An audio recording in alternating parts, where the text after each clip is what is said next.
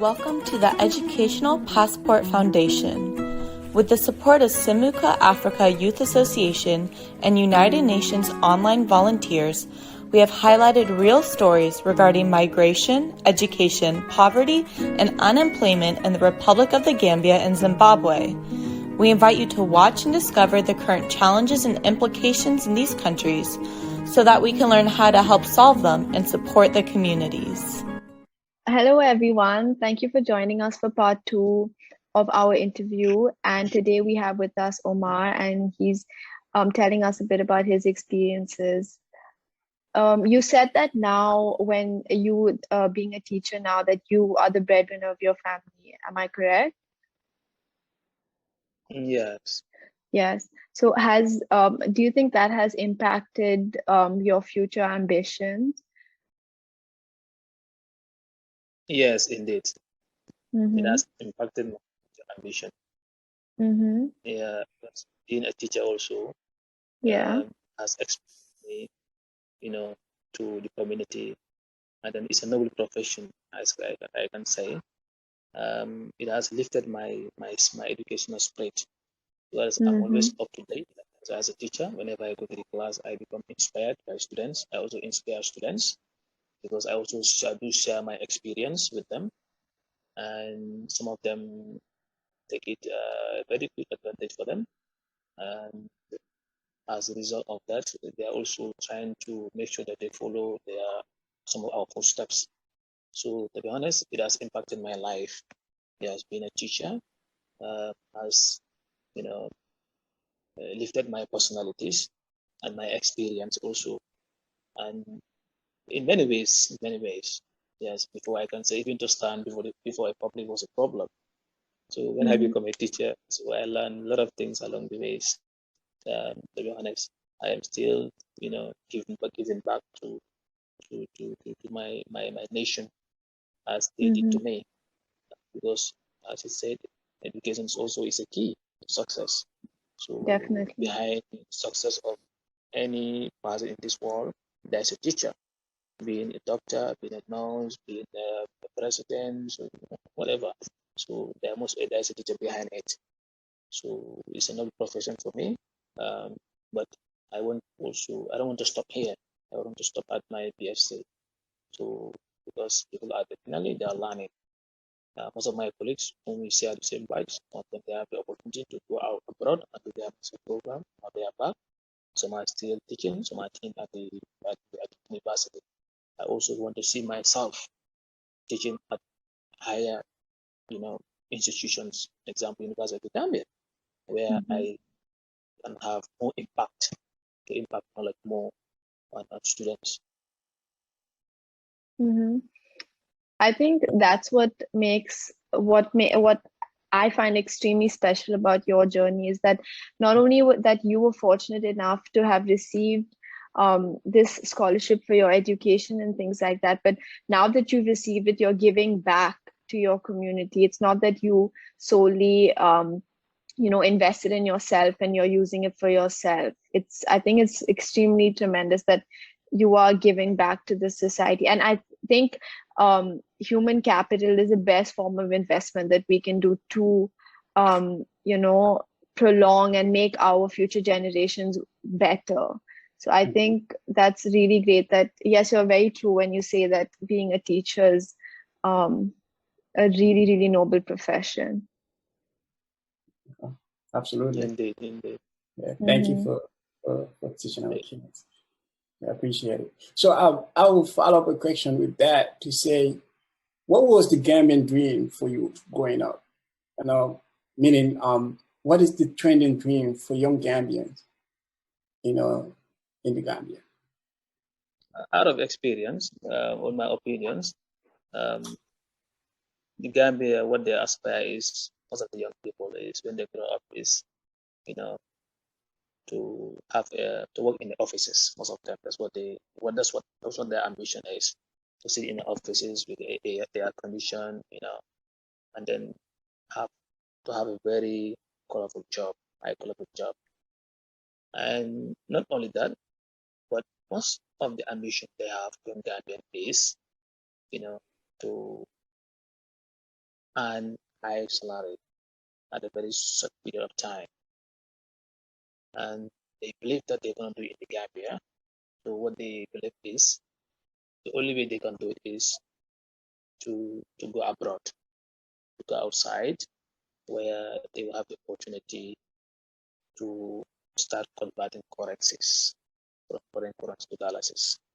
So some of them, they believe that if you're a teacher, you're gonna even erect a room and a parlor, because they have been telling me that, have you ever seen a teacher who has constructed a story building in the Gambia? I told them, well, it's possible, but not to my knowledge. So they even tell you that if you're a teacher, they haven't seen teachers who have been teaching for decades, but even to erect a room is a problem. So they are still renting. Some of them, they can even pay their rental bills. So their ambition is not to venture into teaching. Their ambition is to have a very colorful job, but the main ambition is for them to go outside, to abroad, and then either to follow their education, to have better education, because they feel like, going abroad, you have the opportunity to have better education than stay in Gambia, because facilities outside are easy to access. You'll be exposed, and you have also a stable mind to read. So while you are reading, one thing they're going to do their other things to earn their livings.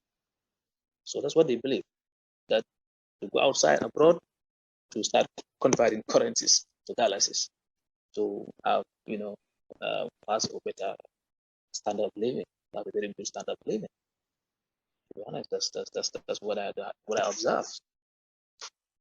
Most of them, in fact, they started, if they know that they cannot, go through the normal way, they will even use the bad way to force themselves to Europe. Either they will die, because they have seen the situation here. Gambia salaries is very poor. There are very few job opportunities nowadays. Even to have BSc is not the solution. Bachelor's degree is not the solution. Bachelor's degree is rampant now. If you have a bachelor's degree, still now you'll be going up and down to start knocking offices, jobs or opportunities. As I'm talking to you, last week I received three applications on behalf of our principal, and all those things are university graduates. If university graduates are roaming streets, knocking from office to office to look for a job, even if you look at that as a young Gambian, you will say, wow, you Ghanaians, you will prefer or think that going abroad will be a solution rather than to stay in the Gambia here. To be honest, that's what I observe, and that's my opinions. Mm-hmm. That is the fact. A lot of young people, because of the glitz and I would say lack of opportunities, too, is another thing, because like you said, even if you have a BSc, you graduated, you don't have a job, you don't have a better job that you can, be able to help yourself and your family. It's gonna force you out to go out there. You've seen your mates, other people doing it. When they go there, they make it. But the narrative is, we as young Gambians, I'm part of this. I think we should change the narrative on that. We cannot stop it. We cannot stop it because it's something that's been there for so long.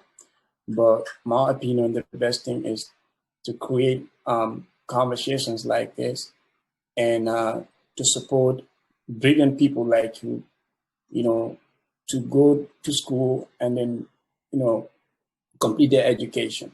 You said it, is that giving back is what matters to you the most. You're now teaching. You went to school there, you're teaching the kids.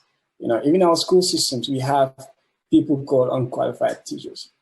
People who are not even qualified, are teaching other people. How do you expect those people to be? And most of these people are very brilliant people, but because of, those financial constraints, those opportunities they don't have to pursue their education, we give them that to say unqualified. So as a citizen, as a people, I think the direction we should, because not everybody can go. No matter how we go, some people can go, some people will stay. To do for those people, I think we need to come collectively, and do it. Even as farming, I asked you a question about the farming. The same thing. We have people who are like okay to do farming instead of they invest in other things that are saturated in the market. Why not? They invest in the farming area. Help the farmers. We cannot just always depend on the government. In any country, the government cannot do it all. Individual people have to come and then support the government in that matter. You have your private sector, you have your private investment. Why not invest in the farming area so that other people too who don't have the opportunity and are farmers know how to farm? They can have a better employment. They don't need to go anywhere but stay and then help the country to grow. Thank you. I think it's very unfortunate as well that so many of our youth, I mean, the Gambia and a lot of other countries as well, that they don't have access to a basic a basic necessity such as education. And I think it's very unfortunate that they go through these other means, like Omar said, that they take dangerous ways to get to Europe. That it's very unfortunate that they find that to be their only option, to make it. So I think that's very unfortunate. And Omar, just a question for you: How do you think that access to quality education, how do you think that could help the youth in the Gambia? Yeah, quality education is fundamental. I can say, as I used to tell my students. Sometimes it's not how well you complete school, or sorry, it's not how soon you complete school, but how well you complete school. And the education now and the education before, there's a big variation when it comes to quality. And there is easy access, as I know, because when I was going to school, we do pay the tuition fee, we do buy books for ourselves. Sometimes I can remember, using my lunch and then, buy a textbook for myself, because by then there was no free book giving us. But nowadays, I mean, things have changed, because particularly if you go to senior schools, so the education, I can say they are not paying. The government schools are not paying school fees. All those who are paying are private schools. So it means there is more access to educations now than before. But the problem is the quality. The quality has deteriorated. And there are many factors, that has led to diminishing quality of education in the Gambia. And one of the factors I can say, is lack of qualified teachers. Lack of qualified teachers. Because if a particular teacher is not qualified or did not master the subject area and want that person to impact quality knowledge on someone else, is going to be a problem. And not only teachers, as I used to tell them, teachers has role to play, parents has role to play, and student also has role to play. Most of these students now, are busy more on social medias than they busy on their notes or on their lessons. So, some of them, they don't even speak, they don't study at all. So instead of busy on their notes, making research, they are busy on WhatsApp, busy on Snapchat, busy on Facebook. They spend a lot of their time on social medias. So how can you expect that particular students to pass by course? It's difficult. So parents also has role to play. So even if you are a good student and then you don't have a good coach as a parent, you might end up going astray. So you need to have a very responsible parents who coach you, who tell you what to do and what not to do. So that if you come to school also, you need to hours you spend with us, we can also help you, to direct you, coordinate you, coach you, discipline you, and show you the way. But once you close school, if you go home, your parents also need to take care of it. Yeah. I also think that a very important point that Omar raised was that in school, the teachers have a role to play, but at home, the parents have a role to play as well. So I think that's extremely important, that not to only put the pressure on the teachers, that the teachers are the ones that need to be giving all the time, but everybody has their role to play. It's a more holistic approach, because it can't just be one way.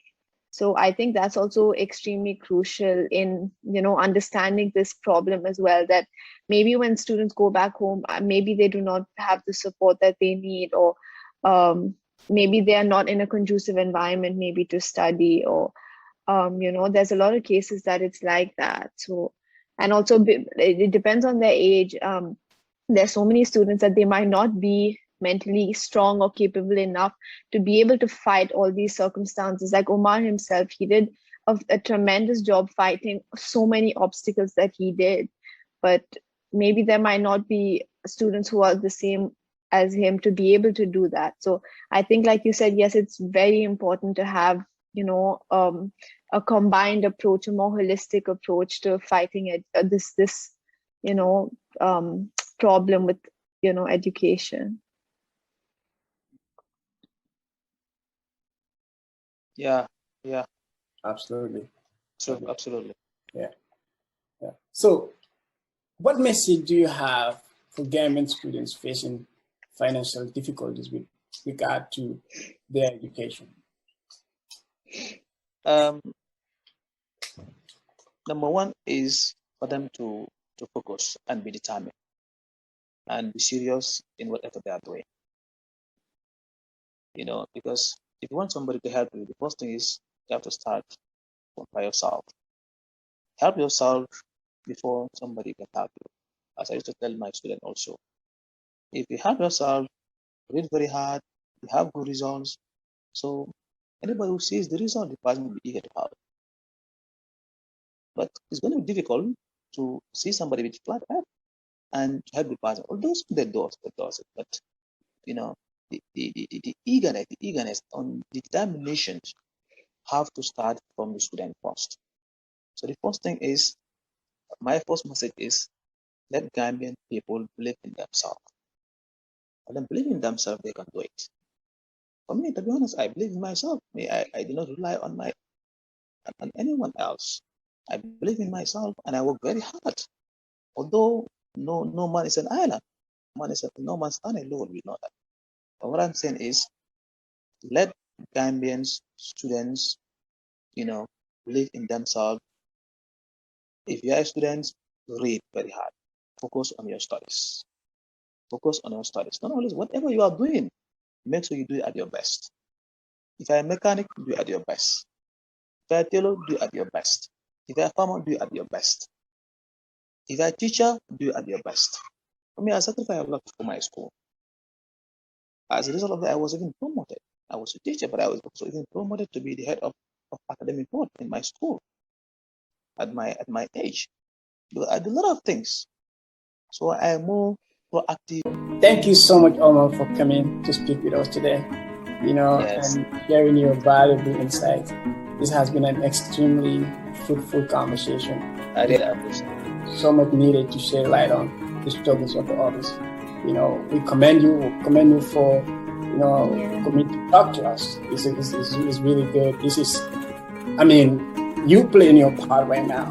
I know you are, a student seeking for sponsorship, but you are playing a role as a citizen, as a young Gambian, telling your story, motivating others, teaching our kids, because teaching is something that is very important. If you teach someone, they will never forget. That's the grassroots. That's where, everything starts for somebody. If any of your students become a president or anything, any important role in the future, that's from you. That's you right there. You built that. You started that thing for them, and they will never forget about it. And then it's a great contribution. We thank you so much for being. Yeah.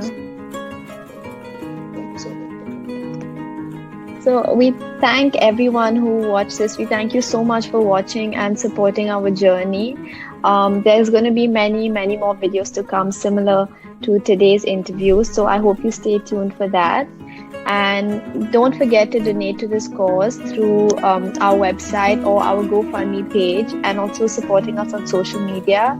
So thank you so much. And thank you so much, Omar, once again for being here today. Thank you. Bye. Thanks. Bye-bye. The Educational Passport Foundation. We turn dreams into action.